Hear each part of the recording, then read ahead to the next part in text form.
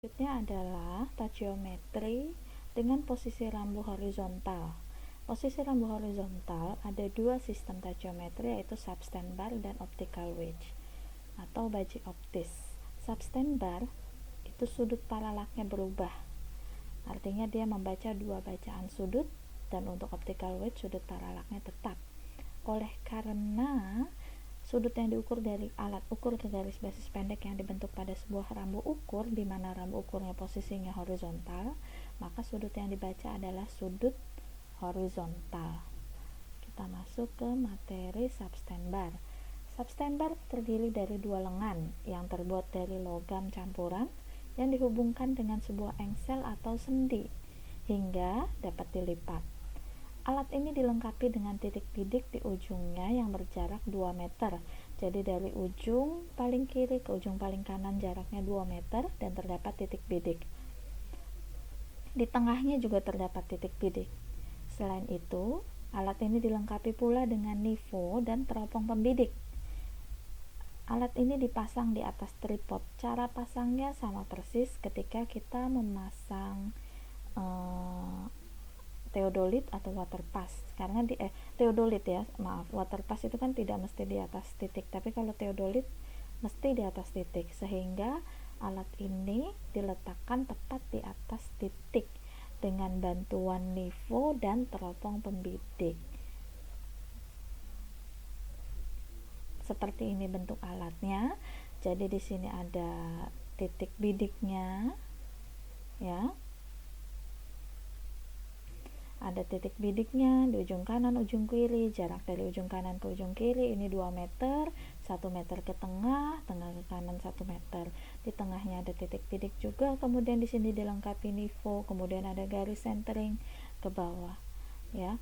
Nah, kemudian alat ini diletakkan dengan memasang centering ke bawah dan melihat nifo. Jadi ini harus datar. Ketika alat ini sudah terpasang, baru dibidik oleh total station yang berada di depannya.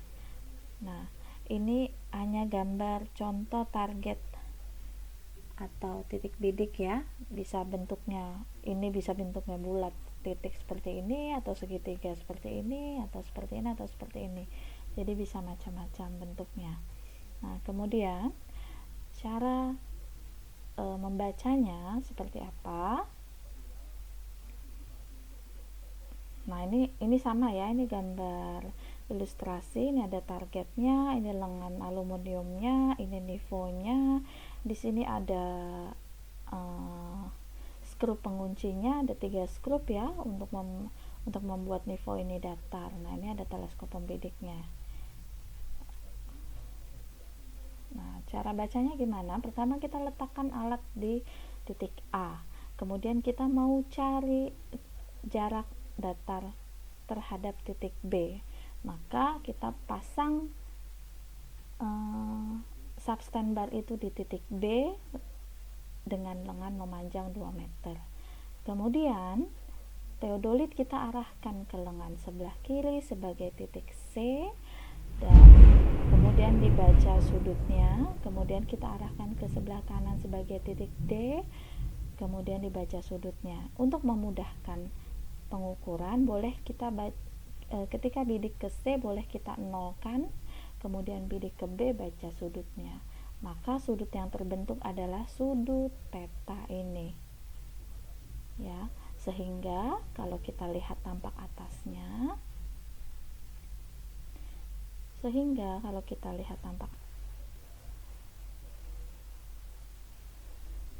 kemudian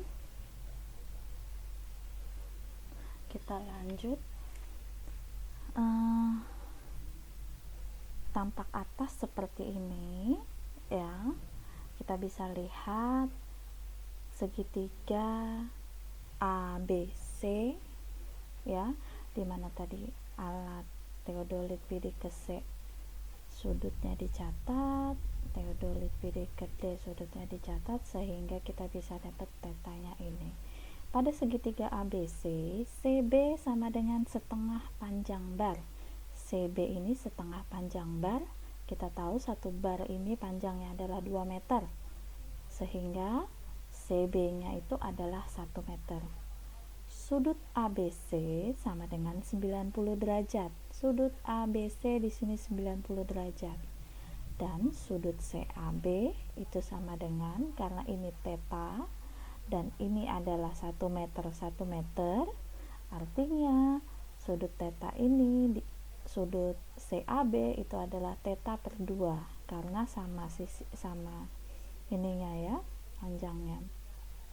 Sehingga karena sudut CAB theta per 2, maka tangen theta per 2 sama dengan CB per AB. CB per AB adalah tangen theta per 2. Sehingga jarak yang mau kita cari adalah jarak datar, berarti AB. AB sama dengan CB per tangen theta per 2, di mana CB adalah 1 dan tangen theta per 2 per tangen theta per 2, maka 1 per tangen theta per 2 adalah kotangen theta per 2. Jadi kita bisa lihat, jika ini bacaan sudutnya adalah theta, maka jarak AB adalah kotangen theta per 2. Kemudian untuk mengetahui beda tinggi, lihat segitiga TB1 B11. Segitiga TB1 B11 ini tampak dari samping, di mana kita lihat titik B itu lebih tinggi dari A. Segitiga TB1 B11, B1 B11 sama dengan H besar, di mana H besar ini adalah jarak dikali tangen alfa. Jarak dikali tangen alfa. Nah, kemudian tangen alfanya didapat dari mana? Tangen alfanya didapat dari bidikan dari alat ke target di B1, atau kalau kita lihat di sini adalah di target yang atas.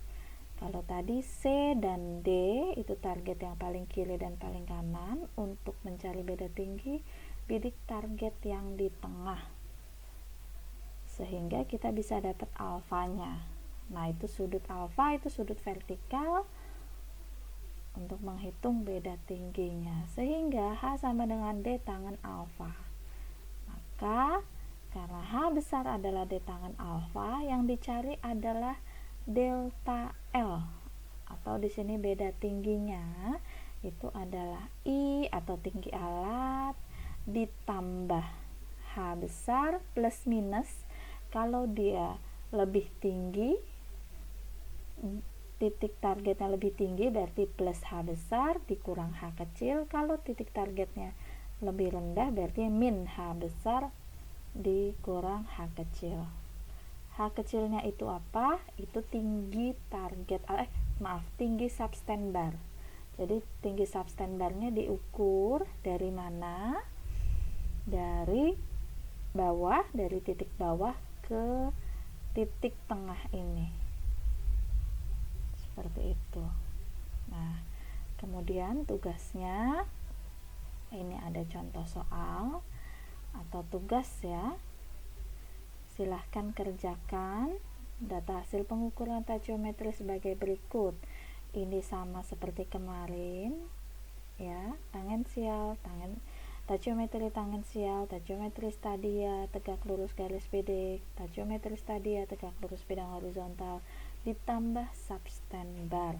Yang dicari jarak A, B, B, C, C, D dan DE sama tinggi B, C, D, E jika tinggi titik A nya 250. Kerjakan dalam bentuk tabel, kemudian beri satu contoh perhitungan saja, cukup satu contoh perhitungan, silahkan pilih. Terima kasih.